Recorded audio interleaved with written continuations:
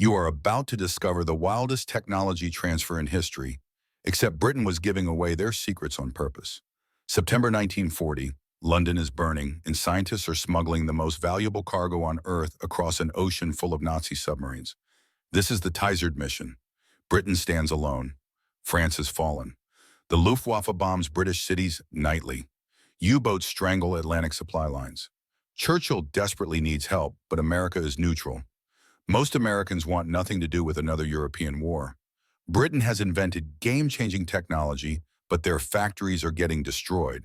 Churchill faces an impossible choice: keep the secrets and lose, or give them away to a country that might not help. Sir Henry Tizard steps forward. He is a British scientist who helped develop radar. Not an action hero, just a middle-aged academic with glasses. But his idea sounds insane. Take Britain's most advanced military technology and hand it to America for free. Just trust them to build it. Churchill's advisors think this is madness. What if it leaks to Germany? But Britain is out of options. Churchill reluctantly agrees. August 1940, Tizard assembles 6 scientists and military experts. They gather blueprints for jet engines, atomic research, radar designs, and advanced weapons. Everything goes into one small metal deed box. Here's the terrifying part. If their ship gets torpedoed, the box sinks immediately. Better the ocean gets it than the Nazis. Scientist Edward Bowen gets magnetron number 12, the crown jewel. First night, he keeps it under his hotel bed while bombs fall. Next morning, he straps it to a taxi roof. At the train station, an eager porter nearly runs off with it. History sometimes hangs by a thread. August 29, 1940. The team boards the Duchess of Richmond in Liverpool, heading to Canada, then America. They are carrying what will be called the most valuable cargo ever to cross the Atlantic. But survival is not guaranteed. German U-boats hunt in wolf packs, sinking British ships at a terrifying rate. The voyage takes over a week. Every moment could bring a torpedo. The scientists guard their box in shifts. Most documents exist in only one copy. What are they risking everything to deliver? Whittle jet engine plans, atomic fission research for the Manhattan Project, proximity fuse designs, plastic explosives and sonar details, and the crown jewel, a device called the cavity magnetron. Remember that name? September 6th, they arrive safely in Halifax. Some go to Ottawa, others to Washington, where Tizard is working his magic. Everyone reunites September 12th. The big meeting happens September 19th at the Wardman Park Hotel. Tension is thick. Nobody wants to give secrets without getting value back. Americans showed their experimental radar. It works poorly. Weak power output. Dead end. Then Bowen unwraps a small package. Inside, a weird copper cylinder with holes. Fits in a palm. American scientists lean in. They have no idea their minds are about to be blown. Bowen explains, this generates microwave radar pulses at 10 kilowatts. That is 1,000 times more powerful than anything Americans have. Complete silence. The British just made their entire radar program obsolete in 30 seconds. The cavity magnetron is revolutionary. Before this, radar needed room-sized equipment.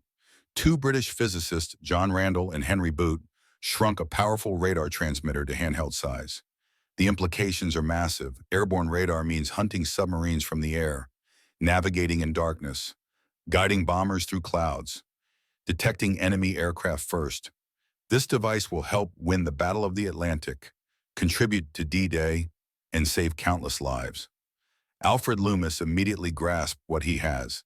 Production plans start before the meeting ends. Bell Labs jumps on it.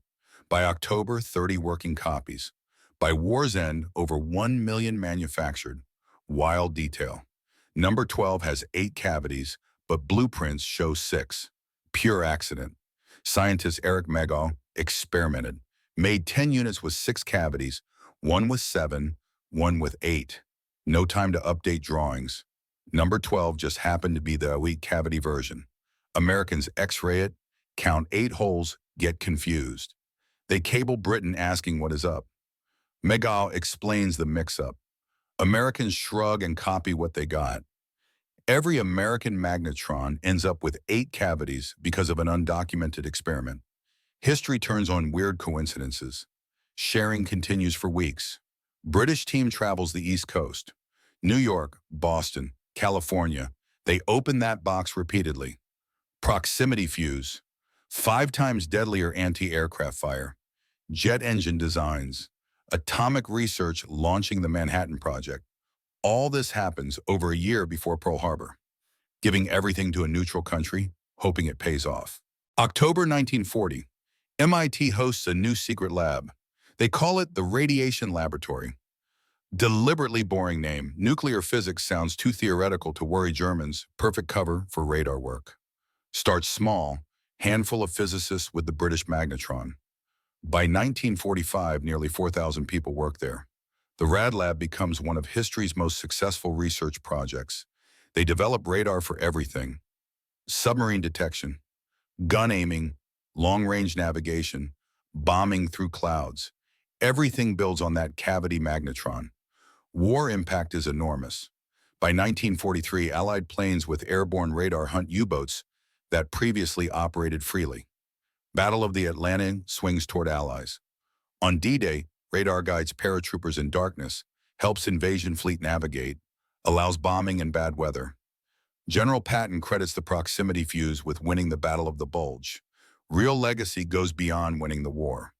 Tizard Mission creates a blueprint for international scientific cooperation that did not exist before. Sharing produces results neither country could achieve alone.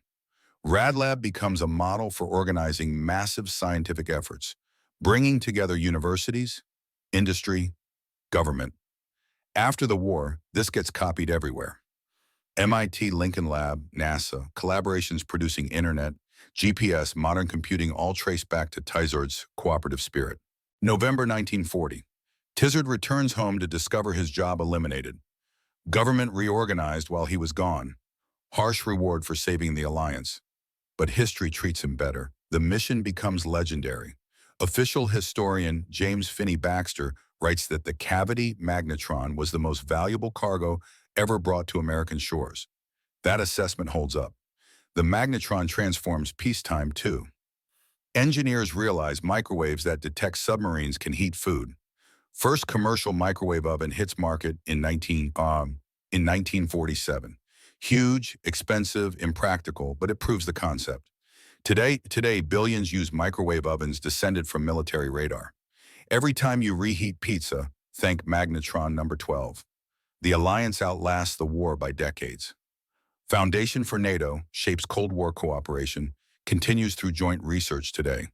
In 2015, the three nations celebrated the 75th anniversary, reaffirming Tizard's collaborative spirit.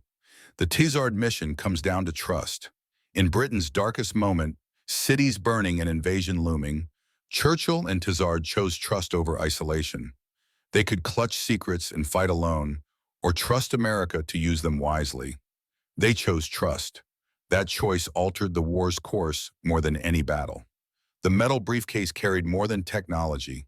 It carried a vision of allied democracies working together, a vision that shaped our world, where sharing makes you stronger, where cooperation beats isolation, where the boldest move is giving away your best card and trusting your partner. Remember Tizard and his impossible briefcase. Changing history takes the right technology, delivered to the right people, at the right moment. And sometimes that world-changing technology fits in your hand. Image generation section 1 image.